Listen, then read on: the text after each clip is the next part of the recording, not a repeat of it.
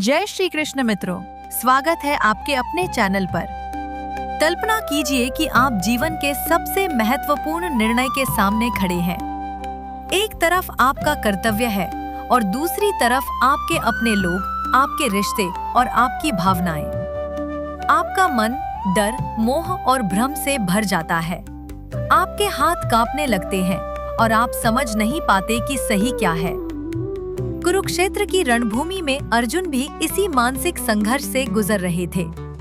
संसार के सबसे महान धनुर्धर के हाथ से गांडीव धनुष छूटने लगा था और उनका मन शोक से भर गया था। यही वह क्षण था जिसने मानव इतिहास के सबसे महान आध्यात्मिक ग्रंथ भगवद गीता को जन्म दिया। आइए समझते हैं भगवद गीता के पहले अध्याय अर्जुन विषाद योग के गहरे रहस्यों को। भगवद गीता का पहला अध्याय अर्जुन विषाद योग कहलाता है। यह संपूर्ण गीता की भूमिका है। यहीं से भगवान श्री कृष्ण द्वारा अर्जुन को दिए गए दिव्य ज्ञान की शुरुआत होती है। इसमें कुल श्लोक 47 है। यह अध्याय हमें बताता है कि जीवन में भ्रम, भय, मोह और मानसिक संघर्ष कैसे उत्पन्न होते हैं। अर्जुन का विषाद केवल एक योद्धा की कमजोरी नहीं था, बल्कि हर मनुष्य के जीवन में आने वाले उन क्षणों का प्रतीक है जब उसे अपने कर्तव्य और भावनाओं के बीच निर्णय लेना कठिन लगने लगता है। इस वीडियो में आपको महाभारत के कुछ क्षण को कहानी की तरह जोड़कर ये अध्याय के बारे में बताते हैं। युद्ध से पहले का वातावरण। कुरुक्षेत्र की पवित्र भूमि पर दो विशाल सेनाएं आमने सामने खड़ी थी। एक ओर थे पांडव जो धर्म और न्याय के लिए युद्ध कर रहे थे और दूसरी ओर थे कौरव जो राज्य के मोह में अंधे हो चुके थे। शंख बज चुके थे, रथ सज चुके थे और महाभारत का सबसे बड़ा युद्ध प्रारंभ होने ही वाला था। लेकिन इस युद्ध की शुरुआत एक ऐसे प्रश्न से हुई जिसने पूरी भगवद गीता के ज्ञान का द्वार खोल दिया। धृतराष्ट्र का प्रश्न, युद्ध की शुरुआत। श्लोक 1.1। महाभारत के युद्ध से पहले अंधे राजा धृतराष्ट्र अपने सारथी संजय से पूछते हैं कि कुरुक्षेत्र में उनके पुत्र और पांडव क्या कर रहे हैं। भगवद गीता का प्रथम श्लोक, धर्मक्षेत्रे कुरुक्षेत्रे संवेता युयुत्सवः मामकाः पांडवाश्चैव किं कुर्वत संजय। अर्थ, धृतराष्ट्र कहते हैं, हे संजय, धर्मभूमि कुरुक्षेत्र में युद्ध की इच्छा से एकत्र हुए मेरे पुत्रों और पांडु के पुत्रों ने क्या किया। गहरी शिक्षा। धृतराष्ट्र का मामकाः, मेरे पुत्र शब्द उनके मोह और पक्षपात को दर्शाता है। यह हमें सिखाता है कि अत्यधिक आसक्ति और पक्षपात व्यक्ति के निर्णय को प्रभावित कर सकते हैं। 2. दुर्योधन का द्रोणाचार्य से संवाद। श्लोक 1.2 से 1.11। दुर्योधन पांडवों की विशाल सेना को देखकर चिंतित हो जाता है और अपने गुरु द्रोणाचार्य के पास जाकर युद्ध की स्थिति बताता है। श्लोक 1.3। पश्यताम पांडु पुत्राणाम आचार्य महतीन चमो व्यूढ़ान द्रुपद पुत्रेण तव शिष्येण धीमता। अर्थ, हे आचार्य, पांडु पुत्रों की इस विशाल सेना को देखिए जिसे आपके ही बुद्धिमान शिष्य द्रुपद पुत्र धृष्टद्युम्न ने व्यवस्थित किया है। जीवन की शिक्षा। दुर्योधन के पास बड़ी सेना और शक्ति थी, फिर भी उसके अंदर भय था। बाहरी शक्ति से अधिक महत्वपूर्ण मन की शांति और धर्म का बल है। 3. दोनों सेनाओं के शंखों की ध्वनि।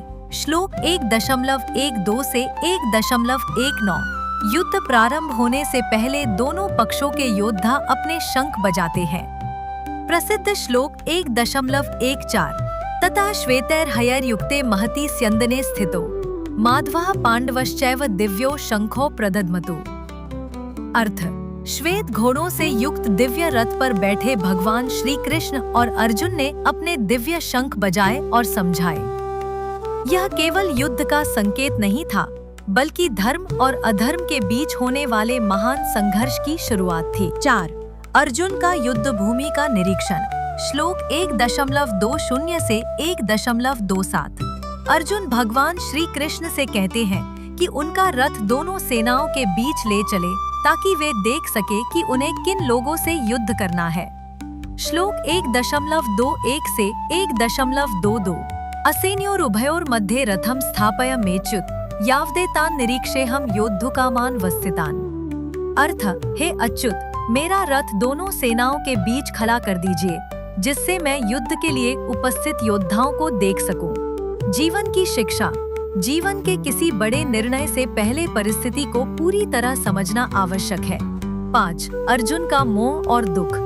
श्लोक 1.28 से 1.30 जब अर्जुन अपने गुरु, दादा, भाई और रिश्तेदारों को सामने देखते हैं तो उनका हृदय दया और शोक से भर जाता है। प्रसिद्ध श्लोक 1.28 से 1.29 अर्जुन उवाच दृष्ट्वेमं स्वजनं कृष्ण युयुत्सुं समुपस्थितम् सीदन्ति मम गात्राणि मुखं च परिशुष्यति वेपथुश्च शरीरे में रोमहर्षश्च जायते। अर्थ, हे कृष्ण, अपने स्वजनों को युद्ध के लिए तैयार देखकर मेरे अंग शिथिल हो रहे हैं, मेरा मुख सूख रहा है, शरीर कांप रहा है और रोमांच हो रहा है। आधुनिक जीवन से संबंध। आज भी जब मनुष्य किसी कठिन परिस्थिति, निर्णय या नुकसान के भय का सामना करता है तो उसके मन में अर्जुन जैसी उलझन उत्पन्न हो सकती है। 6. अर्जुन के युद्ध न करने के तर्क। श्लोक 1.31 से 1.46 अर्जुन कई कारण बताते हैं कि वे युद्ध क्यों नहीं करना चाहते। अर्जुन के मुख्य तर्क। अपने प्रियजनों की मृत्यु का दुख। श्लोक 1.32 न कांक्षे विजयम कृष्ण न च राज्यम सुखानी च। अर्थ, हे कृष्ण, मुझे न विजय चाहिए, न राज्य और न सुख। कुल के नाश का भय। अर्जुन कहते हैं कि युद्ध से परिवार और समाज की परंपराएं नष्ट हो जाएंगी। श्लोक 1.40 कुलक्षय प्रणश्यन्ति कुलधर्माः सनातनाः।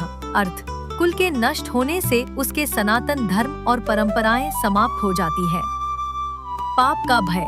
अर्जुन सोचते हैं कि अपने गुरु और परिवारजनों की हत्या करना पाप होगा। 7. अर्जुन का शस्त्र त्याग और विषाद। श्लोक 1.47 यह अध्याय का अंतिम और अत्यंत महत्वपूर्ण क्षण है।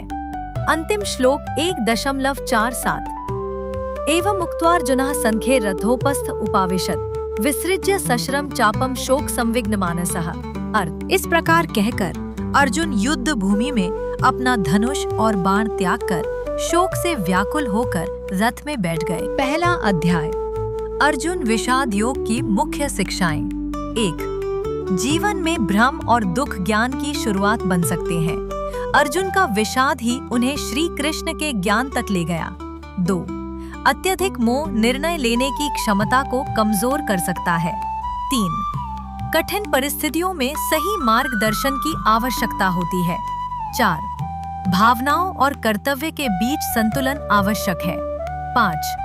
बाहरी युद्ध से पहले मन के अंदर के भय और भ्रम को जीतना जरूरी है।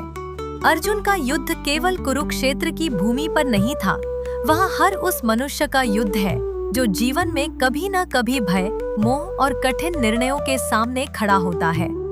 जब हमारा मन भ्रम से भर जाता है, तब हमें भी श्री कृष्ण जैसे ज्ञान और मार्गदर्शन की आवश्यकता होती है। अर्जुन का धनुष छोड़ना उनकी हार नहीं थी, बल्कि सत्य की खोज की शुरुआत थी। कभी कभी जीवन के सबसे अंधकारमय क्षण ही हमें सबसे बड़े ज्ञान की ओर ले जाते हैं। यही अर्जुन विषाद योग का संदेश है कि अपनी कमजोरी को स्वीकार करना भी आत्मज्ञान की पहली सीढ़ी हो सकता है। यदि आपको भगवान श्री कृष्ण का यह दिव्य ज्ञान पसंद आया हो, तो इस वीडियो को लाइक करें, अपने परिवार और मित्रों के साथ साझा करें और हमारे चैनल गीता का ज्ञान जीवन आसान को सब्सक्राइब करें। जय श्री कृष्ण। राधे राधे।